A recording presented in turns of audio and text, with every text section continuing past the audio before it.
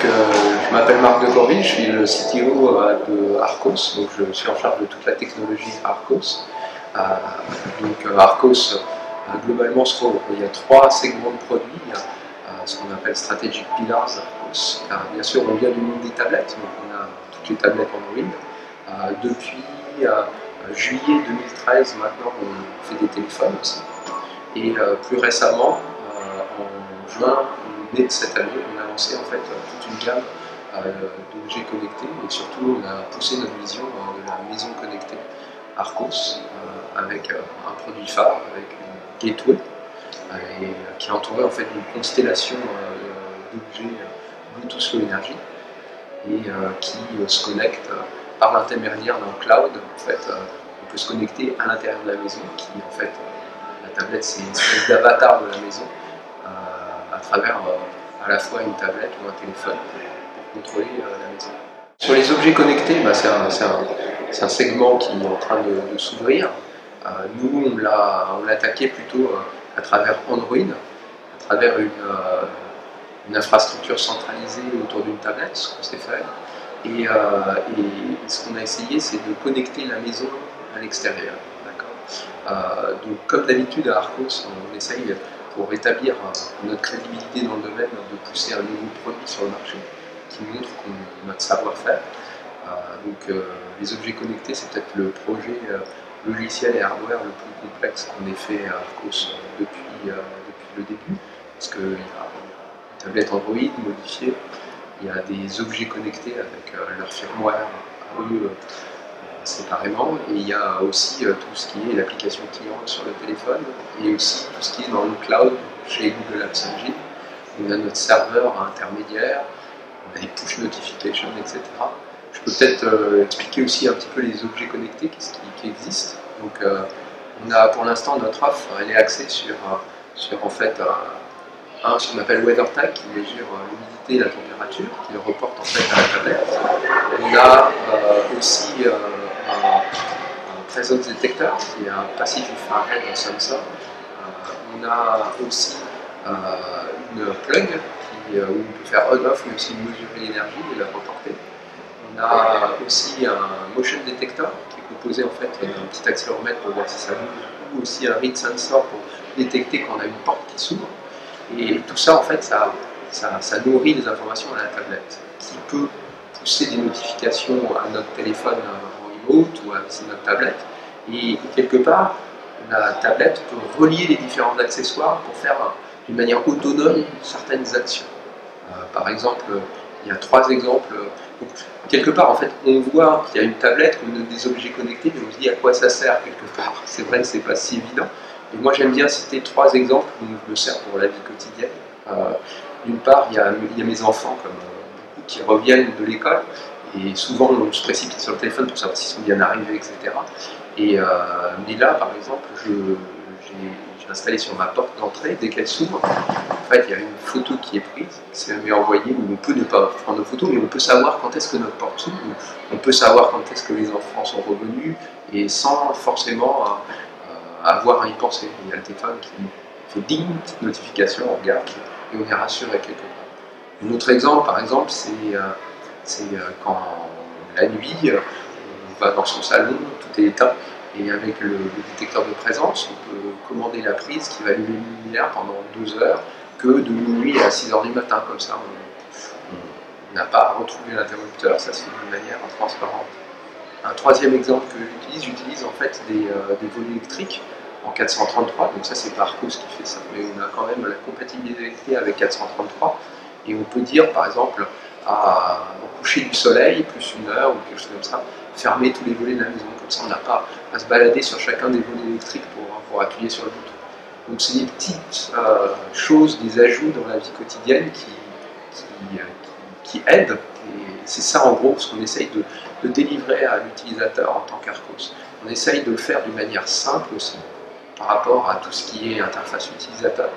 On essaye toujours de le mettre accessible, parce que ce qu'on pense, c'est quand on a regardé tout le marché de la home automation ou la maison connectée jusqu'à présent, c'est quand même très ardu, c'est fait pour des geeks de programmation, et à travers Android, une tablette, etc., je pense qu'on a, en tout cas, on a passé d'efforts en termes d'ergonomie pour le mettre simple pour ce qu'on appelle Madame Michu, pour que tout le monde arrive, même moi, à l'utiliser sans trop avoir à comprendre toute la logique et l'infrastructure qu'il y a derrière.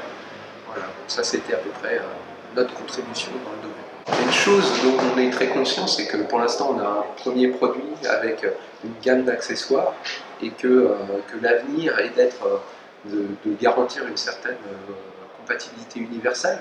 Donc il faut transcender notre première sphère faite de compatibilité qui sont nos propres accessoires vers l'extérieur.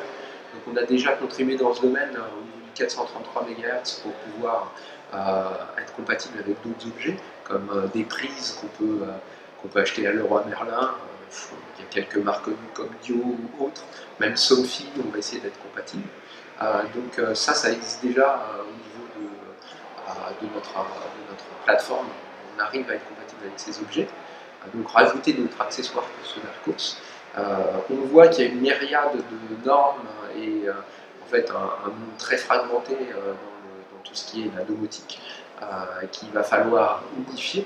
Il y a des acteurs majeurs comme HomeKit et aussi Thread Group chez Google qui contribuent, qu'on voit, qu'on moniteur, avec qui on discute pour arriver à gagner en universalité. Donc ça c'est un enjeu majeur, je pense, déjà.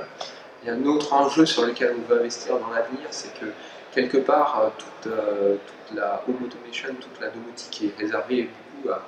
Il y a un aspect programmatique où on fait des règles, on a des triggers, des actions, et puis en termes de scheduling, on a essayé de le rendre simple chez Arcos, mais ce qui serait idéal, c'est que le système il apprenne lui-même les habitudes de l'utilisateur, qu'il y ait du self-learning, de l'auto-organisation quelque part à l'intérieur du système. Donc il y a pas mal d'idées qu'on peut avoir dans ce domaine-là, et donc proposer d'une manière proactive en fait, des règles aux utilisateurs au lieu qu'ils les programment, que ce soit par des bases de données de règles qui sont à la mode comme à la IFFT ou IFTTT, mais on peut faire mieux, je pense, là-dedans. Donc il y a des axes assez intéressants sur lesquels on réfléchit pour bâtir, pour aller vers de l'avant chez Arcos. Donc, est-ce que Android est le bon cheval de course sur lequel investir pour l'avenir de la maison connectée? Moi je le pense, car il donne en fait toute une infrastructure de base sur laquelle on peut construire. Quelque part, travailler sur l'infrastructure, c'est toujours je pense, une perte de temps par rapport ou un frein à l'innovation. Il faut toujours savoir déplacer où est-ce qu'il y a la valeur ajoutée par l'utilisateur. Donc Android il donne une interface utilisateur simple sur laquelle on peut construire. Il y a quand même, en termes de marché, 80% des smartphones qui sont, même plus, qui sont Android. Donc investir sur Android, je pense que c'est toucher un plus grand nombre de personnes. En plus, on n'est pas que compatible Android. On a une application iOS pour pouvoir se connecter à la gateway. Utiliser Android sur la gateway nous permet en fait d'hériter d'un SDK très puissant, et puis après on modifie nous, le firmware de la gateway pour être plus robuste au niveau du Bluetooth Low Energy, parce que Bluetooth Low Energy c'est quand même pas encore très stable sur Android quand on a des objets connectés 24 heures sur 24, 7 jours sur 7. Et donc là on a modifié quand même vraiment beaucoup de choses, et du coup en solution logicielle on maîtrise le firmware de la tablette qui est mise à jour sur nos OTA serveurs, sur nos serveurs mise à jour.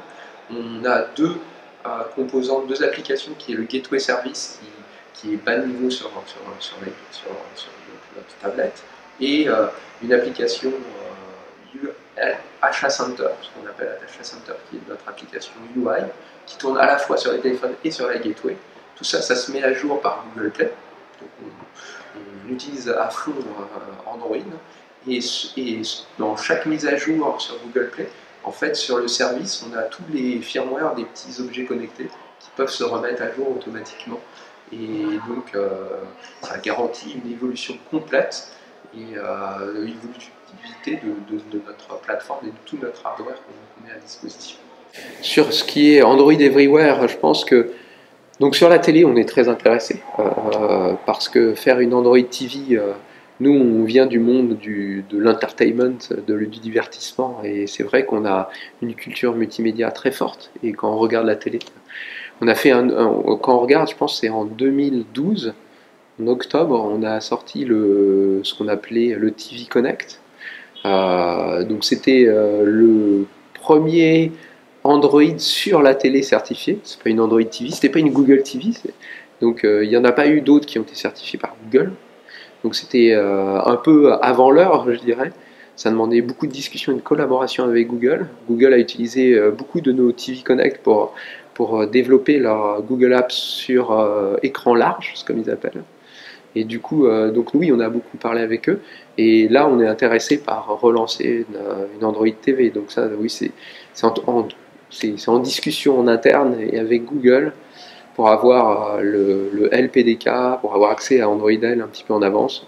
Ça va sortir en novembre, certainement, je ne sais pas. Donc il faut attendre quand ça sort le mot officiel de Google. Mais oui, on a quelque chose, on travaille dessus. Dans nos cartons aussi, vous avez vu les annonces qu'on voulait faire des montres connectées. On en a eu plusieurs modèles en interne. On a travaillé notamment sur une montre qui avait Android 4.3 dessus, d'accord, qui était basée sur un processeur Ingenic qui n'est pas sorti. Donc on a plein de c'est de la R&D à Arcos. Donc on sort pas tous les produits quand on n'est pas sûr que le marché est là encore complètement mature.